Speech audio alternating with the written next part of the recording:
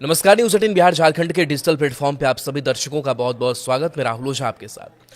रूसी राष्ट्रपति पुतिन और अमेरिकी राष्ट्रपति ट्रंप ने अलास्का में मुलाकात की। उनके बीच यूक्रेन जंग खत्म करने पर करीब 3 घंटे मीटिंग हुई।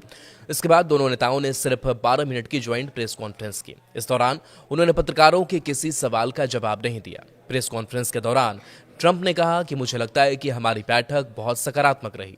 हमने कई बिंदुओं पर सहमति जताई, लेकिन कोई डील नहीं हुई। कोई समझौता तभी होगा जब वह अंतिम रूप लेगा। वहीं पुतिन ने कहा कि उनके लिए रूस की सुरक्षा सबसे जरूरी है। उन्होंने अगली मीटिंग मॉस्को में करने का सुझाव दिया। अपनी बात कहने के बाद दोनों नेता मंच से तुरंत चले गए। पुतिन शनिवार को करीब 10 साल बाद अमेरिका पहुंचे। यहां उनका B-2 बॉम्बर एयरक्राफ्ट से स्वागत किया गया। उनके रेड कारपेट पर आते ही ट्रंप ने तालियां बजाई। फिर पुतिन ट्रंप की कार में बैठकर मीटिंग के लिए रवाना हो गए। ट्रंप से मीटिंग खत्म होने के बाद ट्रंप ने फॉक्स न्यूज को इंटरव्यू दिया। इसमें उन्होंने कहा कि वे लोगों को मरते हुए नहीं देखना चाहते हैं। ट्रंप के फॉक्स को दिए गए इंटरव्यू के बाद रूस ने कहा कि पुतिन का अमेरिकी राष्ट्रपति के साथ दिया गया इंटरव्यू बहुत अच्छा रहा। क्रेमलिन के प्रवक्ता दिमित्री पेस्कोव ने बताया कि दोनों नेताओं ने पत्रकारों के सवालों का जवाब नहीं दिया, क्योंकि वे पहले ही विस्तृत बयान दे चुके थे। पेस्कोव ने यह भी कहा कि दोनों नेताओं की बातचीत उन्हें सीज फायर के विकल्प खोजने की दिशा में आगे बढ़ने में मदद करेगी। राष्ट्रपति ट्रंप ने कहा कि पुतिन और जेलेंस्की दोनों चाहते हैं कि यूक्रेन में शांति के लिए होने वाली बातचीत में शामिल रहूं। ट्रंप ने फॉक्स न्यूज को बताया, वे दोनों मुझे वहां चाहते हैं और मैं वहां रहूंगा। जब उनसे पूछा गया कि क्या उन्हें लगता है कि कम समय में शांति स्थापित हो सकती है, तो उन्होंने इसका जवाब हाँ में दिया। ट्रंप ने यह भी माना कि उन्होंने सोचा था कि रूस यूक्रेन जंग खत्म कराना सबसे आसान होगा, लेकिन यह सबसे कठिन निकला। ट्रंप ने फॉक्स न्यूज को दिए गए इंटरव्यू में कहा कि पुतिन के साथ बैठक में जमीन की अदला बदली और यूक्रेन की सुरक्षा पर बातचीत हुई। ट्रंप ने इस पर ज्यादा डिटेल नहीं दी। हालांकि ट्रंप ने कहा कि मुझे लगता है कि हम बहुत सी बातों पर सहमत हो गए हैं। ट्रंप ने कहा कि सीज फायर डील की जिम्मेदारी अब पूरी तरह से जेलेंस्की पर है।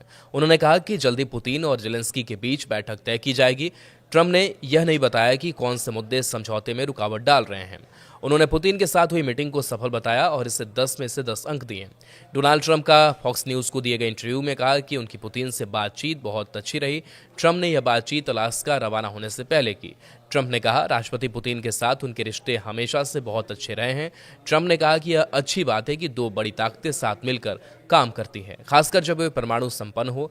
ट्रंप ने कहा कि हम दुनिया में 1 नंबर पर हैं और वे दूसरे नंबर पर। ट्रंप और पुतिन की मीटिंग के बाद बात करते हुए नाटो में अमेरिका के पूर्व राजदूत डगलस ल्यूट ने कहा कि ट्रंप को पुतिन से बातचीत में कुछ भी नहीं मिला। उन्होंने आगे कहा कि बदले में ट्रंप को क्या मिला? कुछ नहीं, हमने बहुत कम हासिल किया। हम अभी यूक्रेन में शांति समझौते के करीब भी नहीं हैं, बल्कि पहले की तुलना में और दूर हो सकते हैं। ट्रंप वाशिंगटन डीसी लौटते समय एयरफोर्स 1 में सवार हुए और पत्रकारों से बात करने के लिए नहीं रुके, जैसा कि वे अक्सर यात्रा के दौरान करते हैं। पुतिन के साथ हुए ज्वाइंट प्रेस कॉन्फ्रेंस में भी उन्होंने प्रेस के किसी सवाल का जवाब नहीं दिया। पुतिन ने भी कोई सवाल नहीं किया। पुतिन के बाद ट्रंप भी अलास्का से रवाना हो चुके थे। उनका एयरफोर्स 1 विमान वाशिंगटन वापस जा रहा था। वे अलास्का में लगभग 6 घंटे तक रहे। पुतिन मॉस्को रवाना हुए। उसके बाद उनका विमान एंकरेज में स्थित ज्वाइंट बेस पर पहुंचा और उड़ान उसने भरा। तो जो प्रेस कॉन्फ्रेंस किया गया, इस प्रेस कॉन्फ्रेंस में बहुत कुछ साफ दिखाई नहीं दिया और माना जा रहा है कि दोनों की ये मुलाकात बेहद दिलचस्प होगी और कई नए मोड़ ला सकती है। क्रेमलिन ने कहा कि ये खबरें उन सोवियत पायलटों और नाविकों को श्रद्धांजलि है जो द्वितीय विश्व युद्ध के दौरान अमेरिका से सोवियत संघ तक उपकरण लाते समय मारे गए थे। राष्ट्रपति डोनाल्ड ट्रंप के पूर्व राष्ट्रीय सुरक्षा सलाहकार जॉन बोल्टन ने कहा कि ट्रंप और रूसी राष्ट्रपति व्लादिमीर पुतिन के बीच बैठक में पुतिन जीत गए। उन्होंने बताया कि ट्रंप को इस मीटिंग से कुछ ज्यादा हासिल नहीं हुआ। बोल्टन ने कहा कि पुतिन ने संबंधों को फिर से स्थापित करने में काफी प्रगति की, जो उनका मकसद था। पुतिन ने अपने देश को प्रतिबंधों से बचा लिया और सीज फायर का सामना नहीं करना पड़ा। पुतिन ने प्रेस कॉन्फ्रेंस में कहा कि अगर 2022 में डोनाल्ड ट्रंप अमेरिका के राष्ट्रपति होते तो यूक्रेन में युद्ध नहीं होता। उन्होंने कहा कि ट्रंप पहले ऐसा कहते रहे हैं और वह भी ऐसा मानते हैं। पुतिन ने बताया कि 2022 में उन्होंने बाइडेन को समझाने की कोशिश की थी मामले को बढ़ने से रोका जाए। अब ट्रंप के साथ इस रास्ते पर आगे बढ़ते हुए हम यूक्रेन में जंग रोक सकते हैं। यह जितनी जल्दी हो सके उतना ही बेहतर होगा। पुतिन ने कहा कि यूक्रेन और यूरोपीय नेताओं को शांति को लेकर हो रही बातचीत में हस्तक्षेप नहीं करना चाहिए।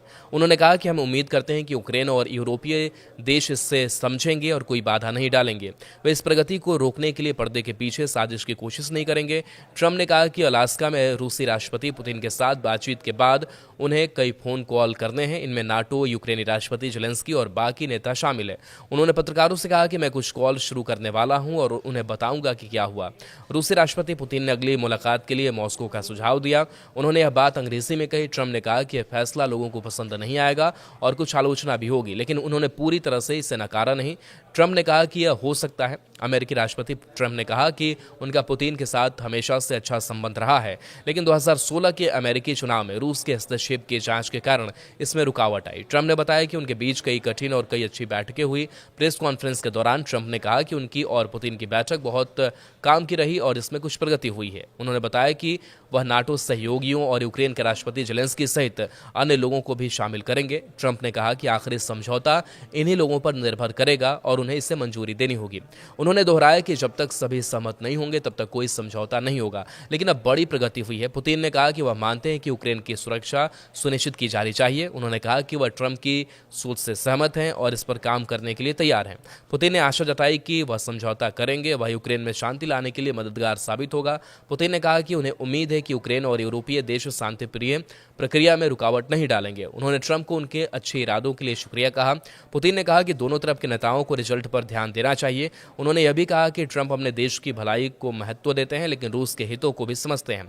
पुतिन ने कहा कि उनकी बातचीत का मुख्य मुद्दा यूक्रेन में चल रही जंग थी। स्थायी और लंबे समय तक चलने वाला समझौता करने के लिए जंग की अहम वजहों को खत्म करना जरूरी है। हालांकि उन्होंने साफ नहीं बताया कि वे किस वजहों की बात कर रहे हैं।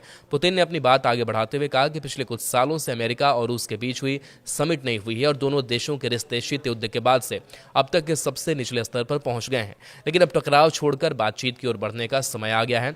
पुतिन ने यह भी कहा कि वे ट्रंप कई बार फोन पर खुलकर बातचीत भी हो चुकी है। इसके अलावा ट्रंप के विशेष दूत स्टीव विटकॉफ ने भी इस दौरान बातचीत का सिलसिला जारी रखा है।